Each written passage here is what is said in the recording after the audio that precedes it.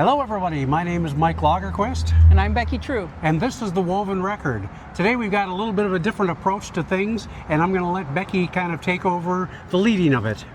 Yeah, we're coming to you from downtown Mankato. You can see the silos in the background here, and we wanted to be outside on this beautiful day. And also we're coming up on the 4th of July next Friday, and we wanted to talk a bit about government. Yeah, because it's something that it's a part of it leads our life in so many different ways, but it's something we very rarely look at, and especially don't look at it in a way that is kind of determining, is this working for us or not? Yeah, I mean, because it worked for long enough that people could check out and go, well, you know, it's working, those folks will take care of it, I don't need to worry about it, until one day it didn't. Yeah. So with the 4th of July, as you say, coming up, it's time to take a look at that. In 250 years of the United States, that if that doesn't get you to look back and say, how are things going, then nothing will. No. And so we wanted to talk a little bit about, we have our Getting Election Ready series, and we have the playlist for that here on our YouTube channel, and we have our recent clips that we've been uploading from both Luke Frederick interview and from the League of Women Voters interviews. So check those out. We're going to revisit the SAVE Act a little bit today. Exactly, yeah, because we talked about it long ago. The SAVE Act, of course, being something that mostly the Republican Party, mostly Donald Trump, is looking to get into place because evidently our elections are crooked. Well, and that too many people are risking a felony to vote illegally, which, who decides that? I like Stuart Stevens says, who wakes up today and says, you know what, I think I'll go commit a felony and go vote. Anyways, I mean, it does happen on the infinitesimal percentage, but it's not worth, in our opinion, it's not worth the risk of cutting off legitimate voters, especially a lot of women voters, because of, if you've changed your name, which a lot of women have when they got married, then that doesn't match their birth certificate, and then they are going to go have a problem voting. So, and we can tell how important the SAVE Act is, how vitally people want it to be in place, because, well, it's basically blackmail going on right now with not signing something that's really needed, housing legislation, in order to get Congress to vote for the SAVE Act. Right. Our current Congress has passed very few bills because they can't. And, here's one where it was actually a bipartisan bill for housing to increase our housing supply and help people get housing. If you're, a certain age in this country, this is a big issue for you, and so here, Congress actually did something about it, and the president has said, nope, I won't sign anything until you pass the SAVE Act, and there just aren't the votes to pass the SAVE Act. So, and he's not even threatening to veto it; he's just kind of pocketing it, and saying, I'm just going to keep this back here until you guys vote for what I want. Well, if he holds it for 10 days, it passes. Oh, okay. Well, so if he holds it for 10 days, it will automatically pass. So that's probably the best we can hope for. And that may not be something he realizes. It might not be these days. And then there's also voting by mail, which is a pet peeve of the president as well. So there's been an executive order saying not to allow vote by mail for states where we haven't handed over the voter rolls. Minnesota is one of those states. And there's a ruling today saying that's not going to fly, at least not all of it's going to fly. So this is still up in the air. So again, when we're talking about getting election ready, we're trying to warn you well ahead of time to take steps to prepare so that you can have your vote counted. So if these things do happen, you are ready to vote regardless of that challenge, which is going to be for people who have different names on their birth certificates and their marriage certificates, and everything that they have right today. And don't think this isn't something that could happen last minute. We've seen this with what's happened with the Voter Act, where the Supreme Court said no. you don't have to follow those rules, and several southern states have jammed the gerrymandering in their states even after elections started in Louisiana. Yeah. Voting had started, and they said, oh well, we can eliminate some black majority districts. We're going to do that. Yep. And they did. So don't count on this might be okay. So we're almost into July here, and you might say, oh, it's too late for them to do anything.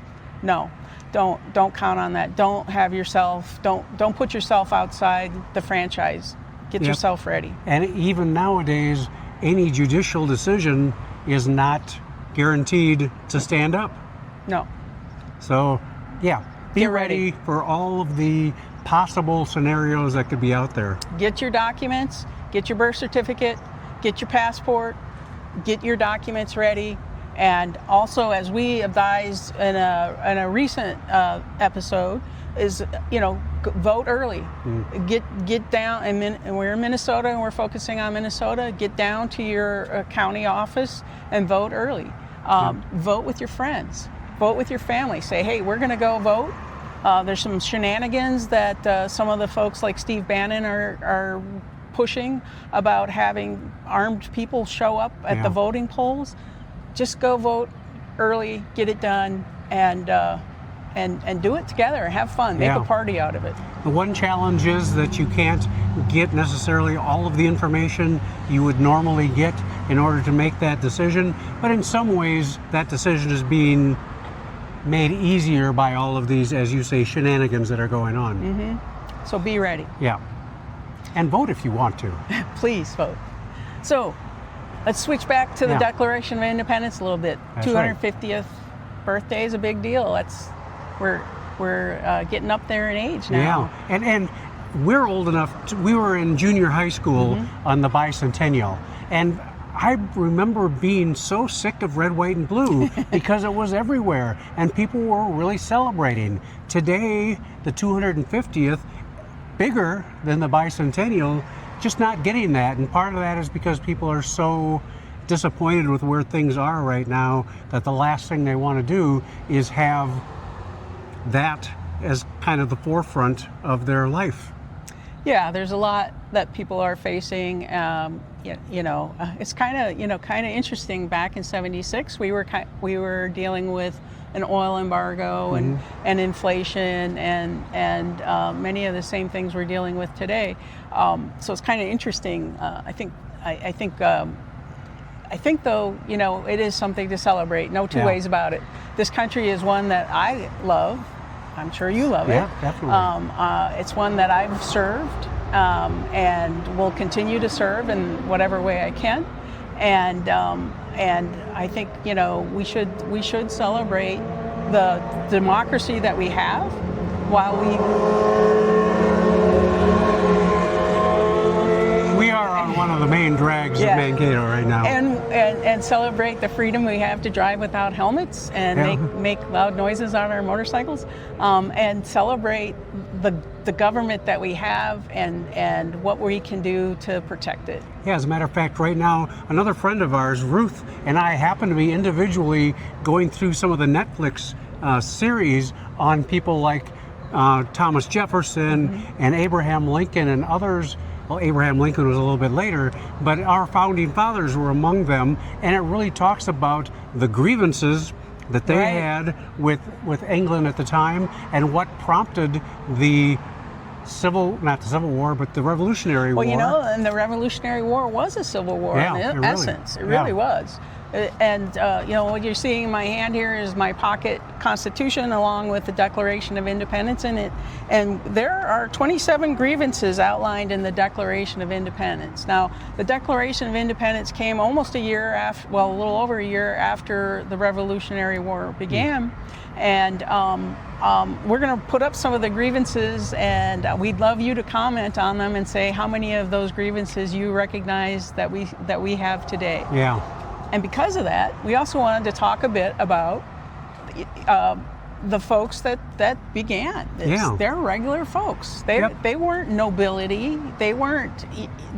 Some of them were rich, but by and large, they were regular folks because the rich folks had things to lose. Yeah. Where the regular folks didn't have as much to lose. It was a better deal to stay with the king if you were rich, because they're probably getting rich because you were with the king. So anyway, the regular folks are who built this country, and we want to get back to that. Yeah, so if you're thinking about, I mean, any candidate that you're thinking about, nowadays, if you are somebody who doesn't have that government experience, you're almost looked down upon, when in reality, in the beginning, it was that, not ignorance of, but almost a rebellion against the nobility and the king that made you a viable candidate.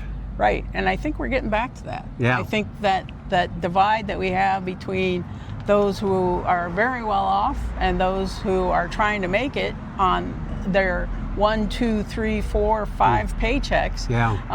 Those, that's a big divide, and we're starting, and there's consequences to that. And some of the candidates that we're seeing run, in again back to our state of Minnesota, these are regular folks. Yeah. They're farmers. They're people that have had jobs, just regular jobs like you and me, and go to work and are saying, you know what, I'm tired of getting squeezed. I'm tired of watching my family get squeezed. I'm tired of seeing my adult kids not be able to buy a house, and maybe not get married because they feel that they can't have the life that you and I were able to have. And in many ways, the nobility, today's nobility, is the billionaires, those who are able to utilize their wealth and their influence to make sure things stay the way they want them to be. Right. And those are the people who are being rebelled against in many ways. So it's interesting to see it 250 years, how, maybe the life cycle of a democracy, of a republic, is 250 years, and maybe it's time. I don't want to say anything, I'm not encouraging anything, but in many ways it's time for that mini revolution. Well, you could definitely have a revolution that is nonviolent by voting, by running, Exactly. these folks that are running for office, support them. Get involved in your government. Show up to support candidates. Show up to your town hall, your township meetings, even. Show Township up to is where so much of Yes. what we deal with happens. Yes. It starts. Yeah, show up to those things. They affect you, and you'll learn a lot too. You'll learn, like, okay, it's not that mysterious. Yeah. It's not that highfalutin, thing that maybe it's like, oh, it's beyond me because I don't have a degree, or I'm not a lawyer, or whatever you think is your limiting factor. It's your government. Show up. And your qualification is an interest in what's happening, and the willingness to step forward, put your name to something, whether it be on a petition, on a ballot, on a list of who attended a meeting. Go ahead and do it. Be represented, because that is the government that we have. That's right. It's the government of the people, by the people, and for the people. And we got to remember that. Like I said, we outsourced it for so long because it worked well enough until it stopped working well enough. And I think all of us can agree, it's not working very well right now. For the vast majority of people, the opportunities that they don't have, that we used to have, and we used to have it because people paid taxes. And now it's the folks that can afford to pay taxes the least that are paying taxes the most. Yeah, and you talk about when you're evaluating a candidate, what is it that you ask about whose interests? Yes. Whose interests are they promoting? And look at their actions. They can say they're for you, but who are they helping? That's as simple as it is. Whose interests? Probably, what we're seeing a lot of right now is their interests, not your interests. So ask yourself that. Whose interests? Yeah, it means doing some research, but the great thing is you've got sources out there. We've done a series on League of Women Voters. One of the things that they do is gather information about the candidates.